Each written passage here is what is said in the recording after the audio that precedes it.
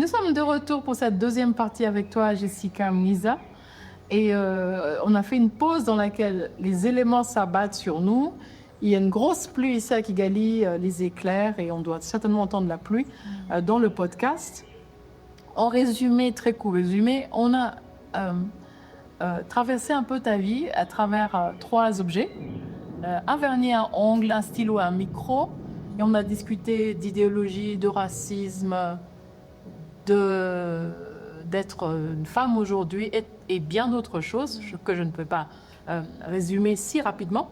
Et j'aimerais qu'on se pose maintenant et qu'à l'ouverture de cette deuxième partie, on prenne parce qu'on a parlé de livres et de lire, et que tu m'as parlé d'auteurs que tu aimes. Je t'ai parlé d'une autrice que j'aime, que j'ai en commun avec toi, Bell Hooks.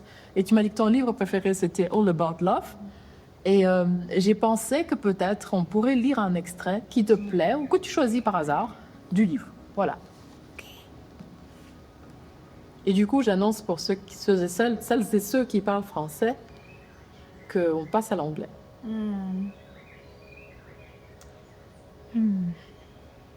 When someone has not known love, it is difficult for him to trust that mutual satisfaction and growth can be the primary foundation in a coupling relationship. He may only understand and believe in the dynamics of power, of one up and one down, of a sadomasochistic struggle for domination, and ironically, he may feel safer when he's operating within this paradigm. Intimate with betrayal, he may have a phobic fear of trust. At least when you hold to the dynamics of power, you never have to fear the unknown. You know the rules of the power game. Whatever happens, the outcome can be predicted. The practice of love offers no place of safety. We risk loss, hurt, pain. We risk being acted upon by forces outside our control. Loving is risking. Yeah. C'est merveilleux. J'adore Bell Hooks et c'est un des livres en fait que j'ouvre sur n'importe quelle page et ça donne toujours quelque chose de bon. Et l'activisme de Bell Hooks est peut-être celui qui m'a le plus réconcilié avec l'activisme féministe. Parce qu'il y avait de la tendresse. Parce qu'elle... l'amour, en fait, est fondationnel à son travail. Et l'amour sous toutes ses formes. And this book is really all about love. Et cet extrait aussi qui montre bien, par rapport à tout ce qu'on a parlé dans la partie 1, que faire le choix de la dynamique de pouvoir et d'oppression, pour certains, c'est la facilité. Feels like safety, c'est le connu. Faire le choix de l'amour, c'est le choix le plus difficile. Et c'est le choix qu'on doit tous et toutes faire dans tous les aspects de nos vies. En tout cas, c'est celui que nous deux faisons, même de mener une conversation pour laquelle il n'y a pas de but absolu, mais un chemin qu'on traverse l'une et l'autre, de façon, je dirais, ouverte. Qu'est-ce qui t'a amené aux États-Unis? Aux États-Unis, faire un doctorat. Cette idée, elle a été amenée, je pense, par mon entourage. Après toutes ces années à écrire, lire, participer à des conférences, puis en organiser moi-même sur la lutte contre l'idéologie du génocide, s'agissant de l'antitoutsisme, de l'idéologie hamétique, ou bien sur le racisme. Et petit à petit, mon entourage m'a dit mais pourquoi tu fais pas un doctorat en fait? Et cette idée a commencé à germer en moi. Après, je dois aussi admettre que j'ai pris un petit retard dans mes études à cause d'un mélange de choses, de ce syndrome de l'imposteur, de ce racisme intériorisé, de cette précarité aussi quand même économique qui fait que j'étais pas sur des rails comme certains de mes amis pour... personne ne m'a payé un appartement pour aller étudier. J'ai pas eu d'aide pour faire mes courses, pour me soigner, pour me vêtir. Donc, tout ça, ça ralentit. Donc, j'ai repris mon master il n'y a pas si longtemps que ça. Je l'ai terminé l'année dernière. Un master en quoi? Master en sociologie, pour étudier l'idéologie raciste. Et par la suite, je me suis dit que j'allais continuer sur ma lancée et candidater en doctorat. Parce que faire un master, évidemment, c'était quelque chose de très important pour moi. Petite revanche sur la vie, chose que j'ai pas réussi à faire quand j'étais un peu plus jeune. Et aussi des choses dont je me croyais pas forcément capable de faire. Et après, je me suis dit, ce sujet-là de l'idéologie génocidaire qui est imbriquée dans cette grande histoire du racisme, je peux pas la traiter juste avec des articles par-ci par-là, juste avec un travail de master, et même avec un livre et une narration. Enfin, si, certaines personnes peuvent, mais moi, mon opinion personnelle, c'était qu'il me fallait du temps, des moyens et une guidance, une institution pour me soutenir. Oui. Et s'agissant de travailler sur la question de la race et du racisme, je ne crois pas que c'est possible de le faire dans un cadre francophone. Il est de mon expérience et de l'expérience de tellement aussi de grandes sœurs que j'admire, comme Amandine Gay, par exemple, la documentariste française qui a écrit Ouvrir la voie. Une des premières fois où je me suis vue dans un documentaire, c'était à travers Ouvrir la voie. Aussi d'autres chercheuses comme Maboula Soumaoro. Et vraiment cette réalisation que en francophonie, parler de la race, on se fait accuser de racisme. Nous-mêmes. Donc, tu réponds, c'est intéressant, tu me réponds pourquoi tu es allée aux États-Unis par les études en fait. Oui. Et là, c'est que tu as ressenti en parlant que tu as été lente ou ralentie. Et moi, je vais te reprendre quand même et te dire que tu n'as pas été lente ou ralentie. Tu as avancé à ton rythme propre. Et je pense même que la question de à quelle vitesse on avance dans ces études est profondément capitalistique. Et on avance à la vitesse à laquelle on avance. Et ça donnera une autre substance à ton travail, et je suis sûre, une richesse qui n'aurait pas été celle que tu aurais fait à 22 ans, si tu avais écrit un master à 22 ans. Et donc ce n'était même pas un détour, hein, c'était vraiment ton chemin. Et ne dis plus jamais que tu as été ralenti, non. J'entends bien, hein, parce que peut-être que tu voulais le faire avant, et donc ça ne s'est pas fait dans le temps que tu pensais. Mais on n'est jamais en retard de sa vie. C'est un concept auquel je fais attention pour moi-même. C'est vrai. Parce que c'est encore une de ces choses qu'on nous impose et qui ne font aucun sens. Peut-être sur un aspect matériel. Bien Ce sûr. qui était compliqué, c'était peut-être de voir que mes amis de ma génération, Les ressources qui avaient financières. fini leur master, du coup pouvaient postuler à des emplois stables et avoir des salaires, alors que moi j'ai passé plus de temps Dans une autre forme, dans une forme de précarité. exactement dans une forme de précarité. Donc c'est dans ce sens-là où à un moment je me suis dit là quand même avoir un salaire, des options possibles et stables, ça serait quand même pas mal. C'est sûr. Mais c'est sûr. effectivement, faire un master, un doctorat dans la jeune vingtaine, ça n'a rien à voir. Alors que faire après avoir eu des expériences, qu'elles soient professionnelles, les miennes étaient plus militantes, étaient plus activistes, étaient plus associatives. Donc c'est un autre chemin. Et oui, les États-Unis, parce que je voulais avoir une certaine liberté de penser, de créer, de parler. Et que j'ai quand même une expérience d'être silenciée dans le contexte français, que ce soit en réunion militante ou dans le cadre du travail. Et que je voulais pas de ça. Je voulais qu'on me laisse finir mes phrases, je voulais qu'on me laisse finir mes projets et qu'on ne me stoppe pas ou qu'on ne me... qu'on n'amoindrisse pas la qualité de mon travail. Parce que je suis femme, parce que je suis noire et parce que je saurais moins bien que les autres. C'est ça intéressant. En fait, on est dans une année qui en paraît 10 déjà, sans évoquer de nom. Mais ce qui se passe en Amérique, on ne peut pas dire qu'on ne peut pas ne pas penser au racisme.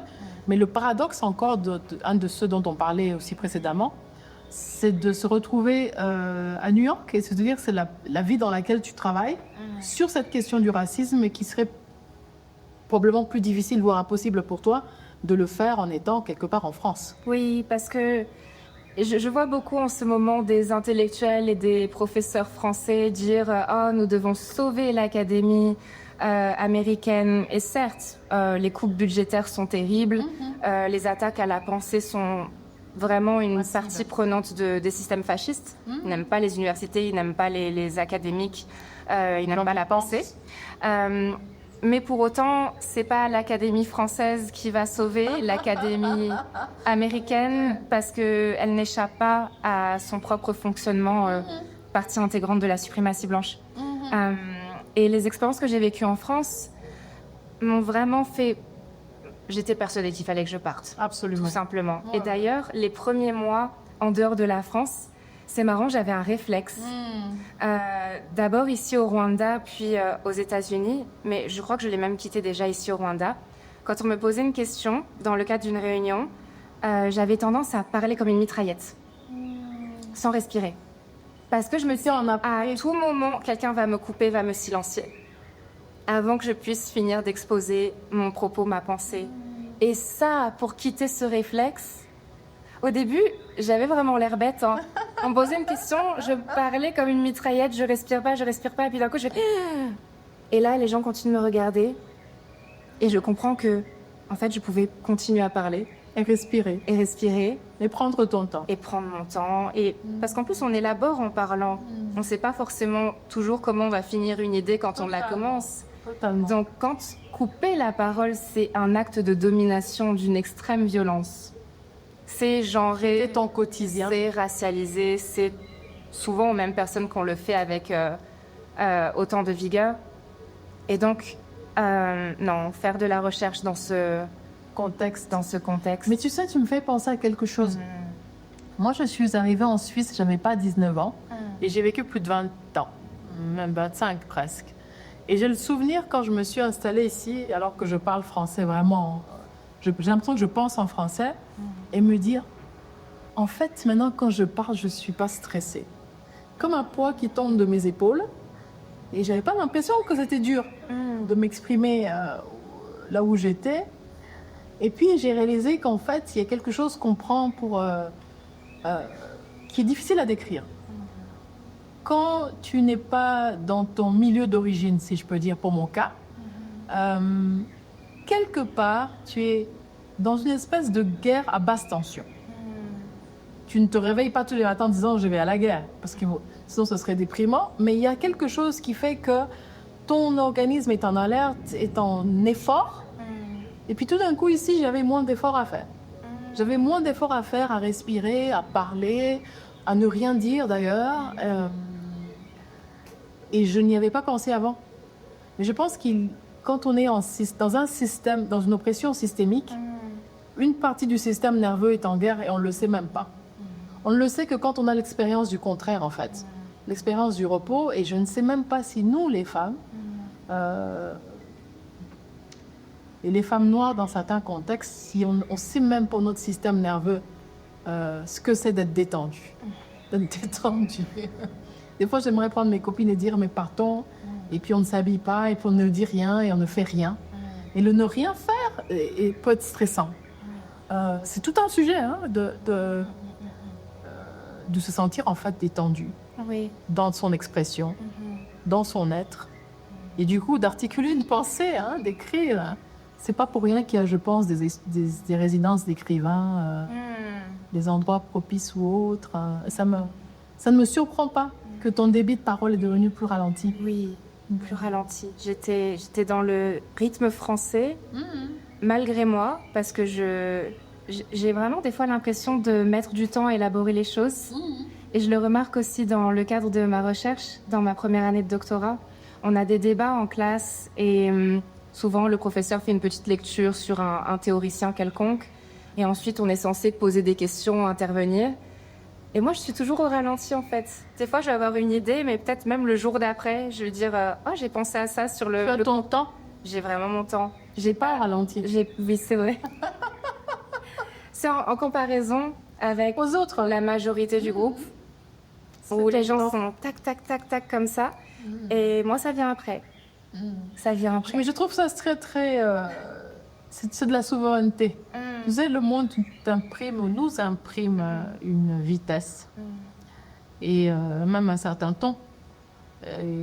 Et avoir sa propre musique, son propre battement de cœur et l'écouter, je pense que c'est en soi une résistance. Pourquoi certaines personnes le gardent et pas d'autres, je ne sais pas. j'ai souvenir à écouter des interviews. Voilà, l'orage est là. Et les gens qui savent se taire dans des conversations, mais on les écoute. On les écoute, donc c'est pas du tout une question de débit. Moi-même, je parle vite. Et je parle plus vite en français qu'en anglais. Ah oui. Et c'est pas ma langue maternelle, donc va savoir. On prend un autre objet, ce sera au choix le billet d'avion ou le document. Mais les deux sont connectés.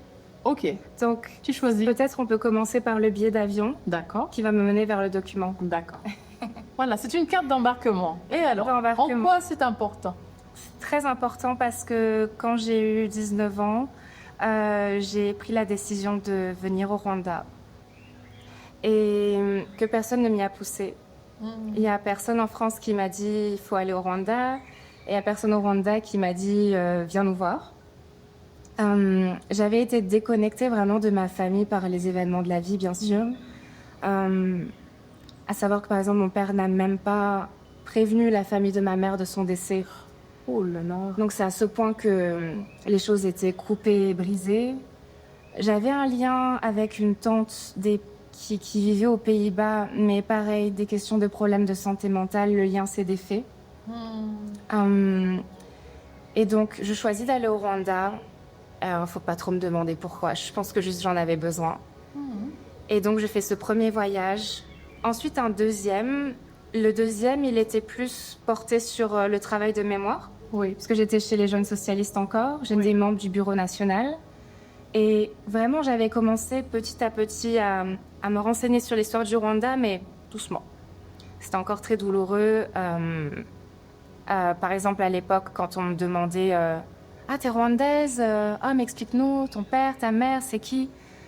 Quand juste prononcer la phrase « ma mère est décédée », C'est trop chargé émotionnellement. chargé émotionnellement à un point, la boule dans la gorge, plus capable de dire un autre mot après ça. Et donc, l'entrée par le militantisme aussi, ça a permis de mettre un peu de distance et de faciliter les choses. Je suis là, ok, je suis là pour les jeunes socialistes, je suis dans une délégation avec plein d'autres jeunes issus de mouvements politiques européens. C'est pas frontal. C'est pas frontal, c'est pas juste moi, c'est pas juste mon histoire. Et encore une fois, les jeunes socialistes qui ont été un peu brutaux dans leur approche. Ah, Jessica, tu es rwandaise, bah, c'est toi qui vas au Rwanda. Parce qu'on a une délégation qui approche, donc évident. Et moi, je dis oui, bien sûr, tout à fait. Et donc, avec ces premiers voyages, je prends contact avec ma famille sur place. Coup de foudre immédiat. Quelle chance. Avec mes oncles, mes tantes, mes cousins, cousines qui ont mon âge, qui maintenant sont comme des frères et sœurs. J'ai beaucoup de chance. Quelle chance. J'ai énormément de chance. Quelle chance. Ce sont des belles personnes, tellement ouvertes, tellement aimantes. Et donc, moi, j'avais beaucoup d'amour à donner. Ils avaient beaucoup d'amour à donner. On avait beaucoup à recevoir. Vous êtes trouvés. On s'est trouvés. D'ailleurs, quelques mois après cette délégation politique, je reviens pour faire Noël en famille à Kigali. Et une expérience incroyable, incroyable. Et petit à petit, je m'ancre. Je prends ces billets d'avion tous les ans, parfois 2 fois par an, ces fameux billets d'avion. Souvent, je viens et pour la délégation qui commence à être un petit peu, c'est un projet un peu annuel dans ces années-là. 2015, il y a une autre délégation européenne. 2016, il y en a une autre. 2007, il y en a une autre. Et à côté, je tiens à vraiment avoir mon family time. Bien sûr. Je suis là pour la politique, j'apprends beaucoup, je lis de plus en plus, je m'implique de plus en plus, mais family time, c'est aussi important. Même, je sais pas si c'est plus important, les deux sont très importants. Et donc, petit à petit, je deviens un petit peu Mouisa. Je prends cette habitude de me considérer comme française et rwandaise. Je suis les deux. Je suis née en France, j'ai grandi en France. Je veux pas l'effacer. Mais ma connexion avec le Rwanda se fait de plus en plus profonde, de plus en plus ancrée, de plus en plus réelle parce qu'aussi politique. Je reviens sur le billet d'avion avant qu'on aille sur le document et sur Misa. Oui. Parce que, en t'écoutant, je me dis, c'est qu'en fait, ces voyages, c'est comme des petits morceaux de toi-même que tu recolles, que que tu rassembles en fait, tout le monde dit, oh, tu deviens plus complète.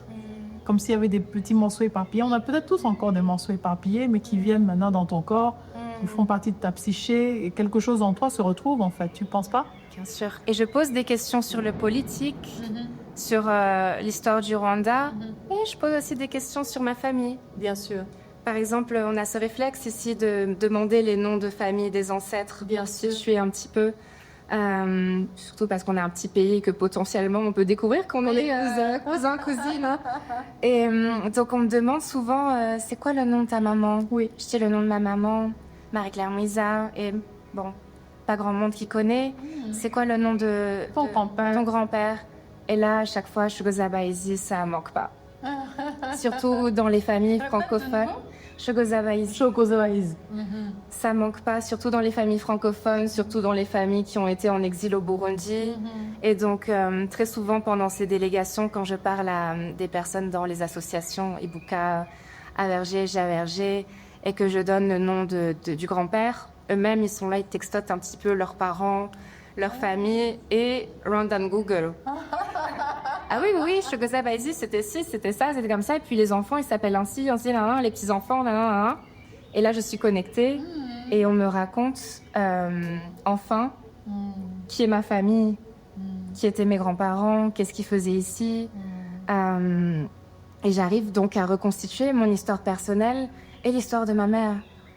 Et ça, c'est très fort parce que jusqu'à ce moment-là, jusqu'à ces délégations politiques et ces voyages personnels, ma mère, c'était une histoire triste. Oui.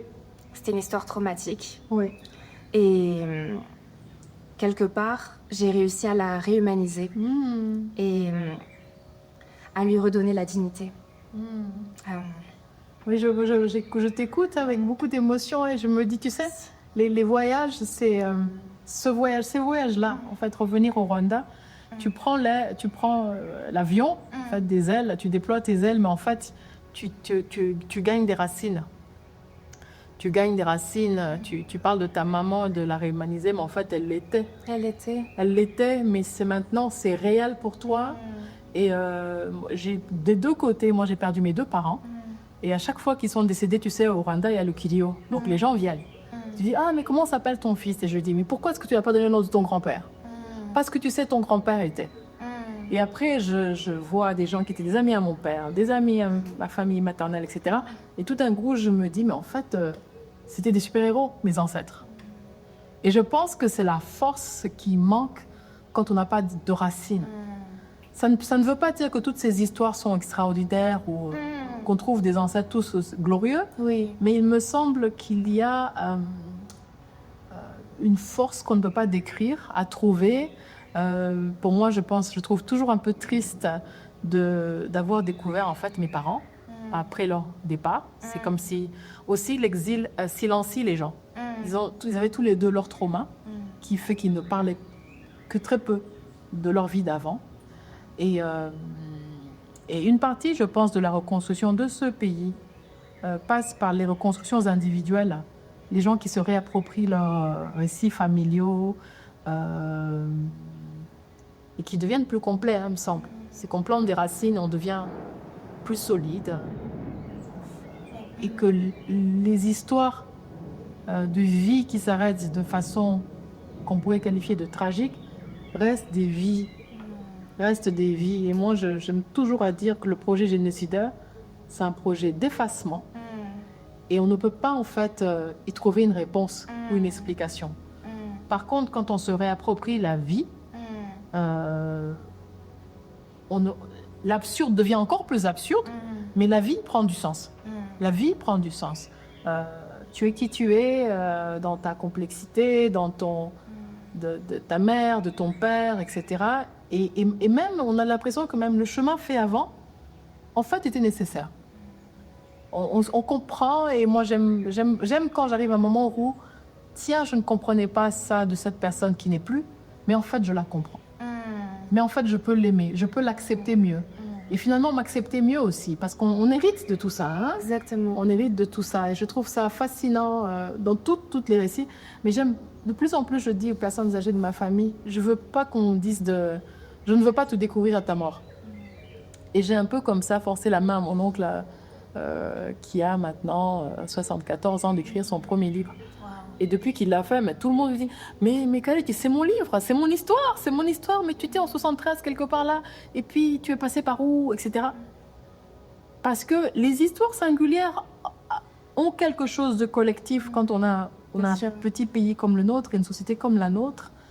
Et de nouveau, le stylo, le livre, la parole, et quand même, la communauté. La communauté.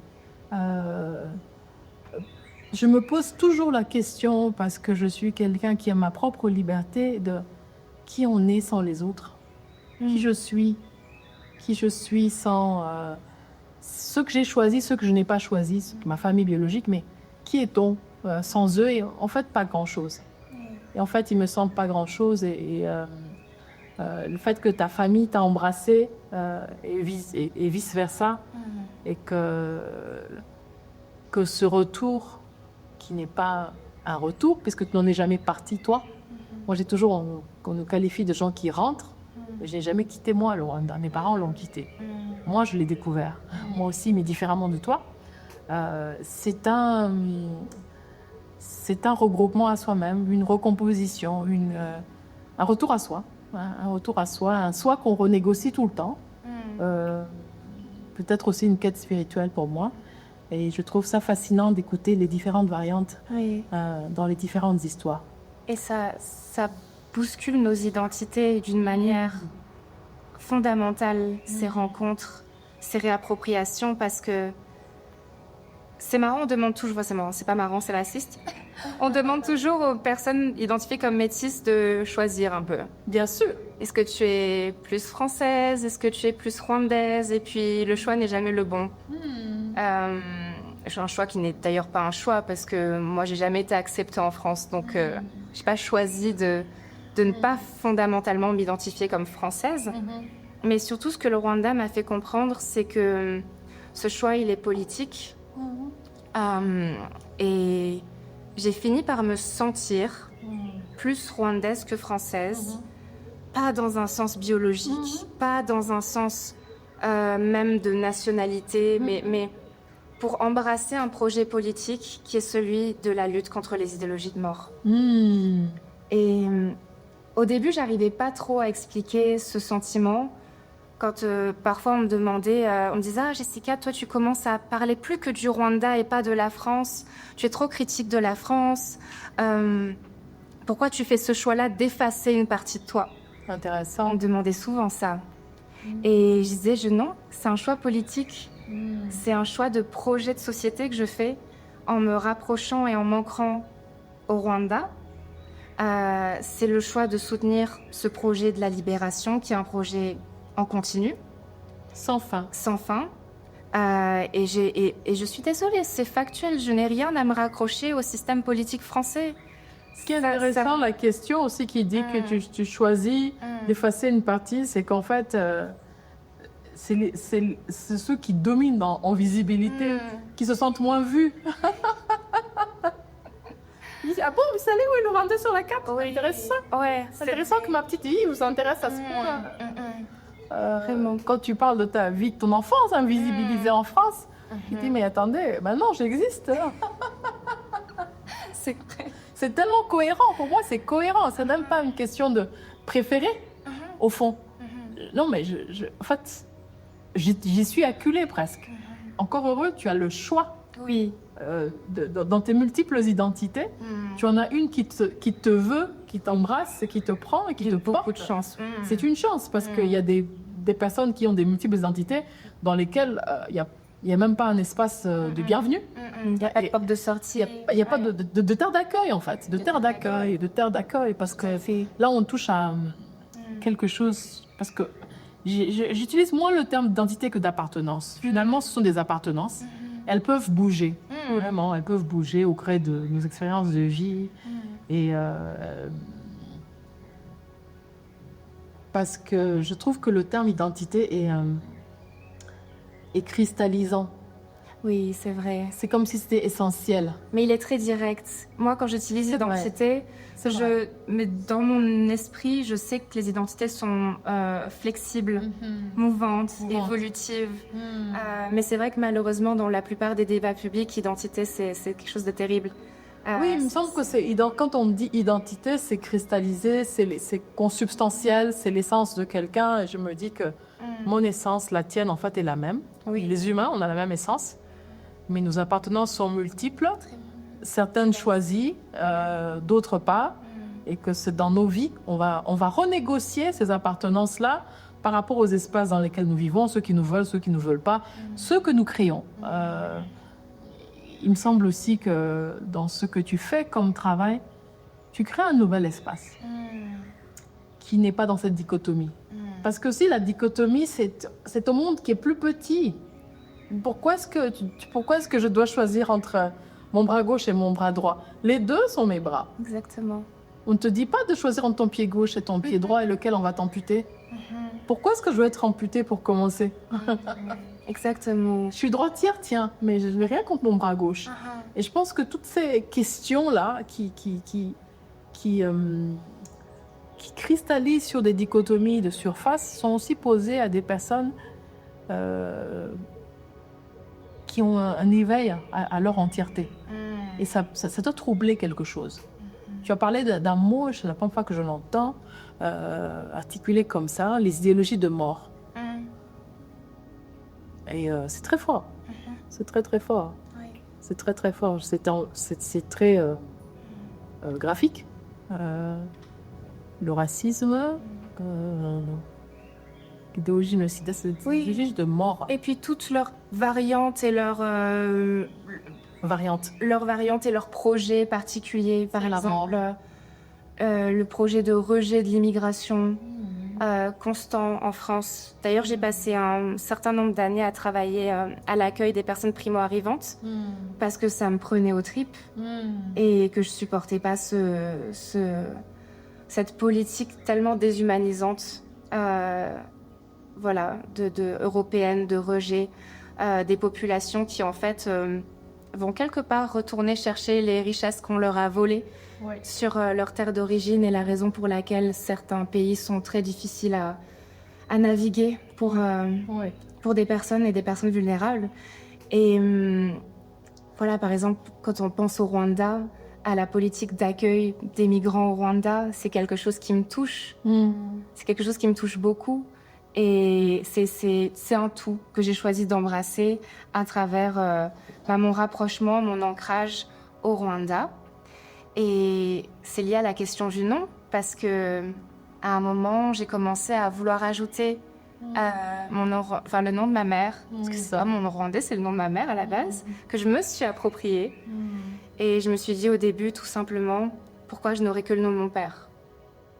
Je veux le nom de ma mère accolé au nom de mon père, donc j'ai commencé à l'utiliser. Et C'est comme ça que je t'ai connue, tu portais les deux. Les deux. Hein.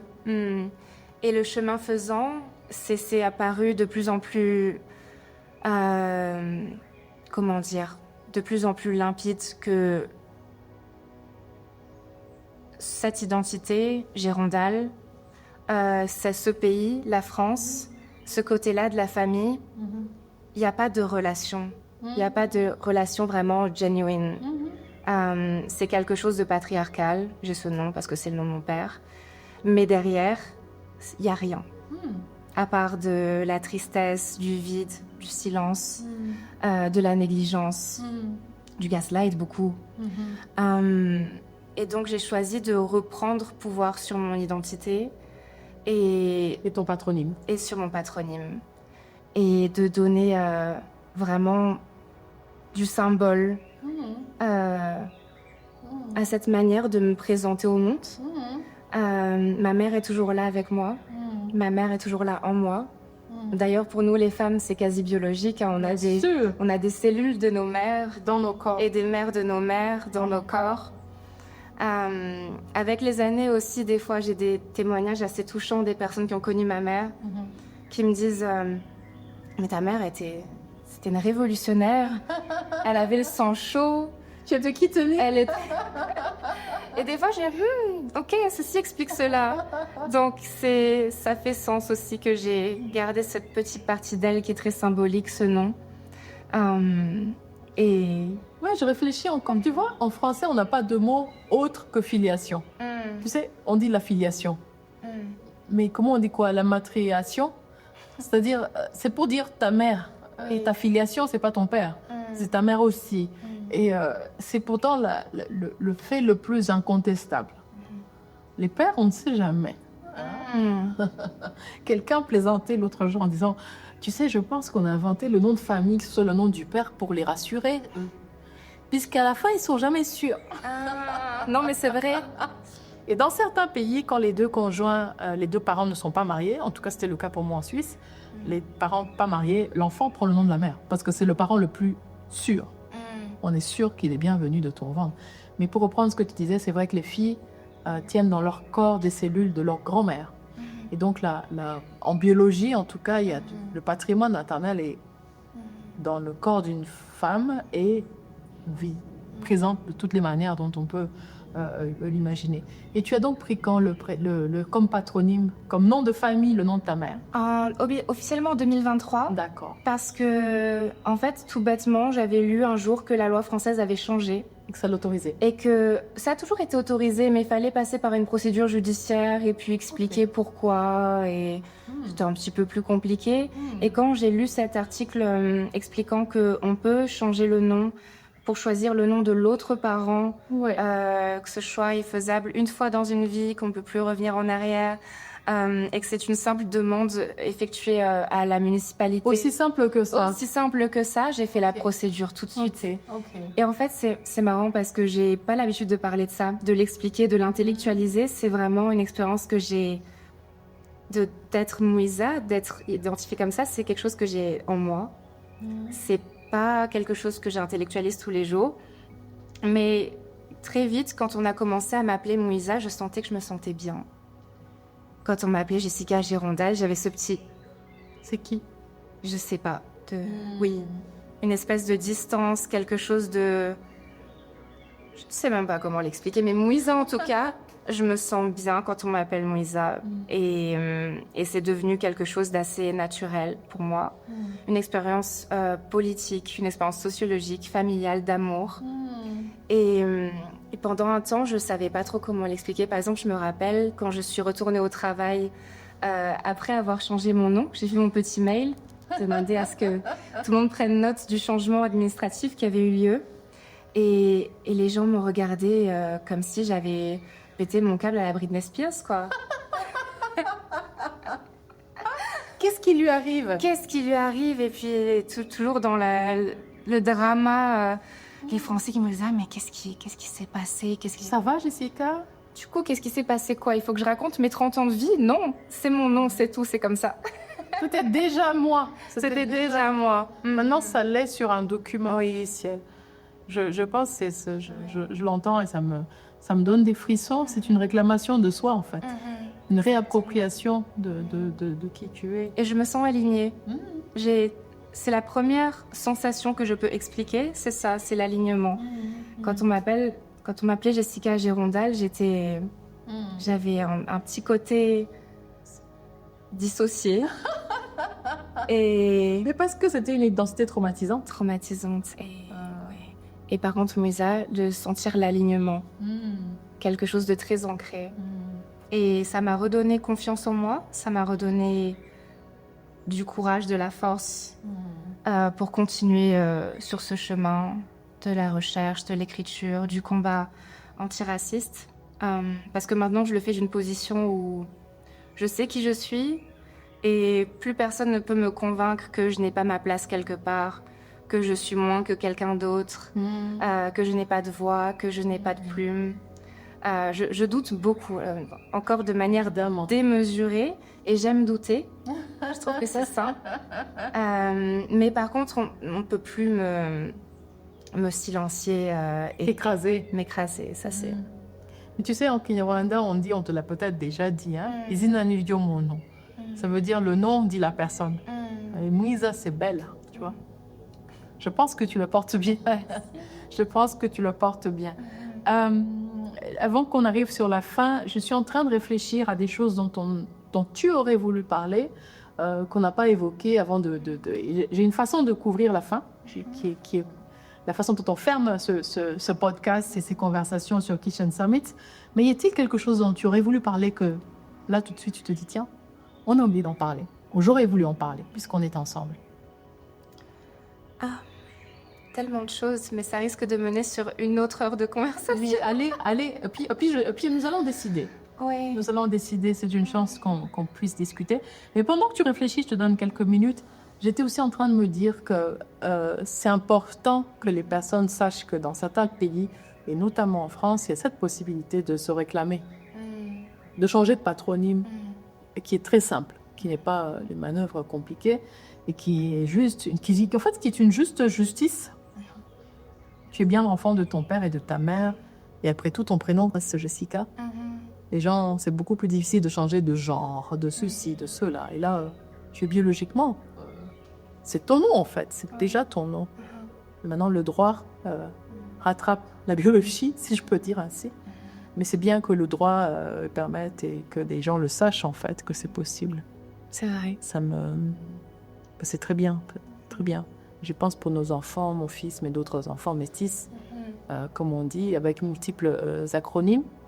En Espagne, j'ai passé beaucoup d'été au Baléares, et les gens portent le nom de leur mère et de leur père. Et comme ils ont souvent tous le même nom de famille, c'est Marie. Alors tu as Marie, 4 fois. Donc tu as des espèces de noms de famille avec oui, non, voilà. Ce qui est à la limite équilibré. Hein? Tu n'as pas à choisir. Il me semble aussi maintenant dans les mariages, le nom de famille peut être ou composé ou celui d'un des deux conjoints. Ce n'est que justice, mais n'est-ce pas troublant que tout ce qu'on considère qui n'est que justice, ou en fait équité, même pas justice, équité finalement, paraisse encore un peu incongru. C'est incongru que le conjoint, qui c'est un homme, prenne le nom de son épouse, que l'enfant décide de prendre son nom de famille, son patronyme, ça c'est le nom de sa mère, qui est bien sa mère. Enfin, c'est injuste, c'est juste. Combien de fois on m'a dit, mais c'est incongru en ton temps. père reste ton père, hein. Je suis au courant. Merci. En fait, toutes ces questions-là, c'est vraiment impressionnant, les insécurités que ça déclenche chez les autres. Et de toutes parts, hein, pas uniquement en France. Et on dit souvent, je ne veux pas entrer dans cette conversation-là parce qu'on serait là demain, que la masculinité toxique et le borchidé sont très insécures.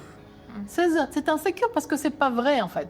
Ce qui n'est pas réel a une forme d'insécurité en elle, mais c'est masqué de force physique, d'agressivité, de puissance. Enfin, les puissants de ce monde qu'on appelle les puissants de ce monde, regardons-les, on dirait vraiment des petits garçons. Et on peut se dire, mais bon, c'est un autre sujet. Ça y est, je sais comment finir. Allez, redonne-moi quelque chose dont tu penses qu'il faudrait qu'on parle. Peut-être en lien avec ce livre All About Love de Bell Hooks. Je crois que ce que j'ai compris à travers toutes ces expériences, c'est vraiment la puissance, le pouvoir de l'amour. Et le fait que c'est quelque chose qui doit être intentionnel, qui doit être de l'ordre du tous les jours.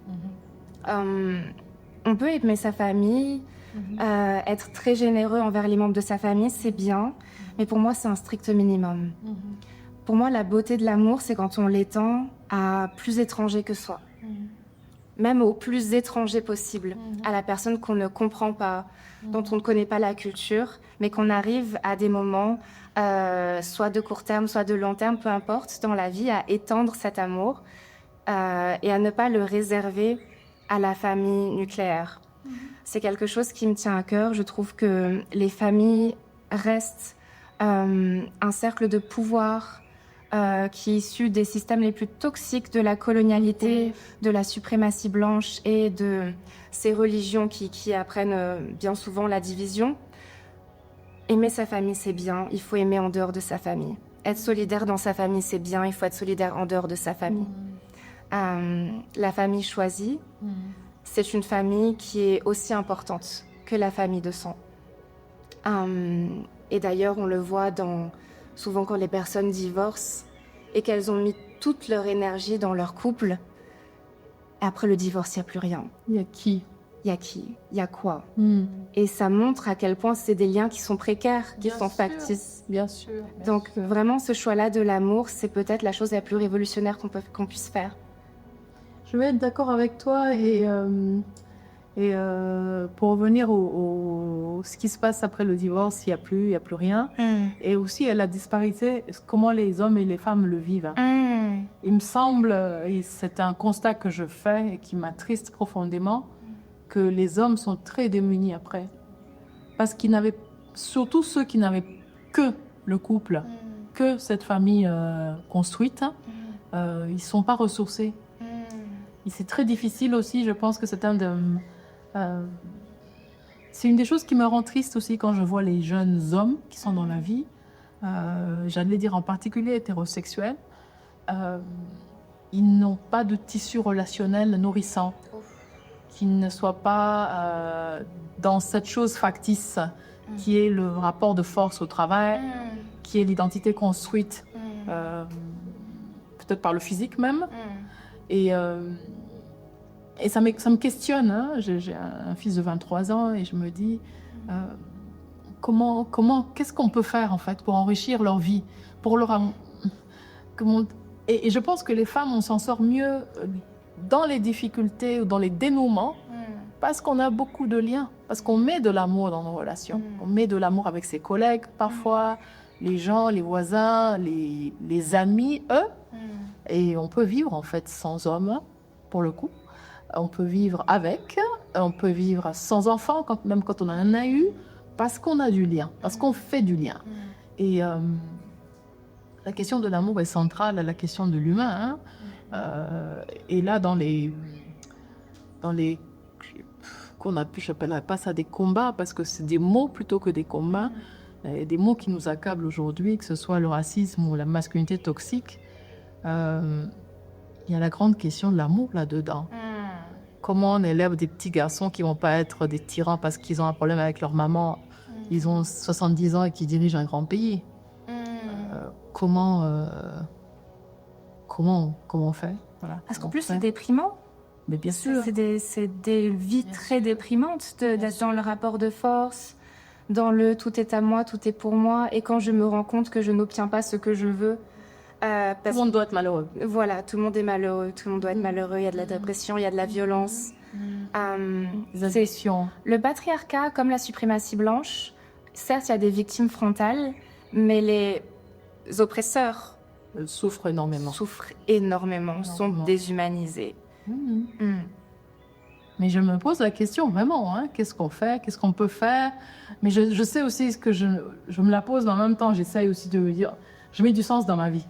Déjà, ça commence par exactement nos relations, nos manières de travailler, nos manières d'agir dans l'activisme, dans l'associatif. En fait, on ne peut pas exiger un changement au niveau sociétal quand on ne se l'applique pas à soi-même. Individuel. Donc ça commence par là, c'est pour ça que je voulais finir par l'amour. En fait, on finit par le commencement. On finit par le commencement. Commencement parce que c'est toujours on y revient. Pas toujours, hein. Dans le cadre de cette conversation, on y revient. Tu sais, le but de ce podcast, l'un des autres buts, Kitchen Summit, je voulais vraiment reproduire l'atmosphère qui se passe quand tu discutes avec tes amis, les gens que tu aimes, les gens que j'aime et j'admire, juste que je ne sais plus quelle heure. Et en fait, je ne sais même plus si Jessica, elle est française, elle est rwandaise, elle parle quelle langue, elle étudie quoi, c'est quoi son domaine. Parce que je pense que le lien d'amour enrichit les vies. On s'enrichit mutuellement de ta pensée, de qui tu es, et ça m'apporte, ça m'ouvre.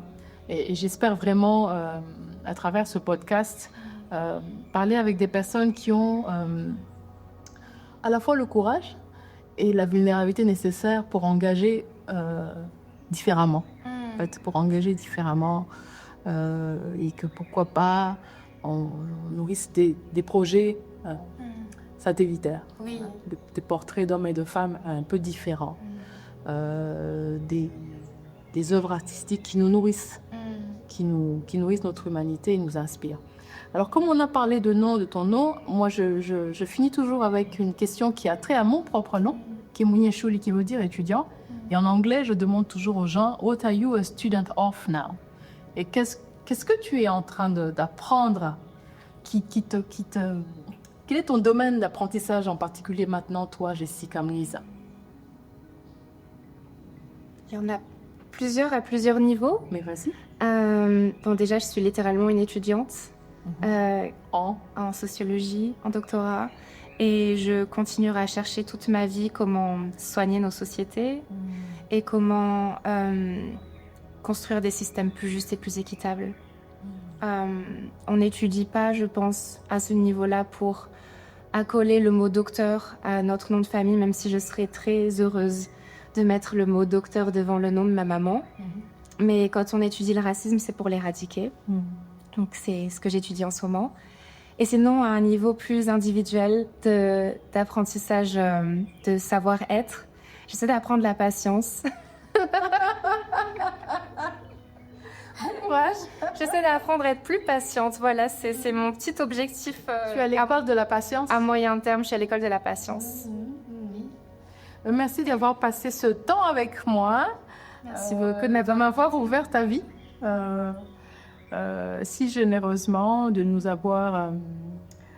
m'avoir permis aussi de me poser d'autres questions qui n'étaient peut-être pas à la surface de ma pensée, de mes idées en ce moment.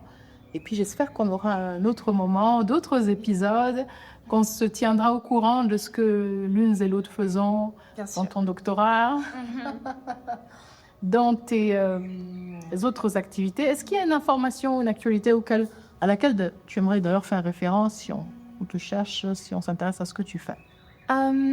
Oui, quelque chose en lien avec ce sur quoi on a fini. Oui. J'ai mes réseaux sociaux Oui. que j'utilise pas mal, un site internet, tout s'appelle Jessica Mouisa. Et je fais un appel à nos petits frères et petites sœurs. Oui. Je suis disponible pour conseiller, pour mentorer quiconque aurait envie d'écrire, de lutter, de postuler à un master ou à un doctorat. C'est des choses par lesquelles je suis passée, que j'ai traversées assez seule. Et je trouve qu'il faut que ce cercle se brise et qu'il faut qu'on s'entraide entre les générations. Donc, je suis disponible. Donc, si vous cherchez une mentor, je ne sais pas commencer au féminin, c'est jessicamouisa.com. Donc, on peut t'écrire sur ton Instagram, sur la plateforme X. Et merci pour cette offre généreuse qui... tu sais, je dis toujours... on est que riche de ce qu'on donne. J'ai eu la chance ça me met de l'émotion, de mentorer des gens. Bon, on m'a tenu la main. Je ne serais pas où je suis sans avoir été tenue les deux mains parfois. Et c'est une expérience extrêmement enrichissante de mentorer une autre personne. Pas parce qu'on donne, mais aussi parce qu'on transmet. Et quelque chose de plus grand vient. Les gens veulent faire des enfants pour se prolonger. Moi, je pense qu'on se prolonge dans les vies qu'on enrichit. Mais c'est généreux, ça me touche. Merci. Merci beaucoup. Et au plaisir. Merci.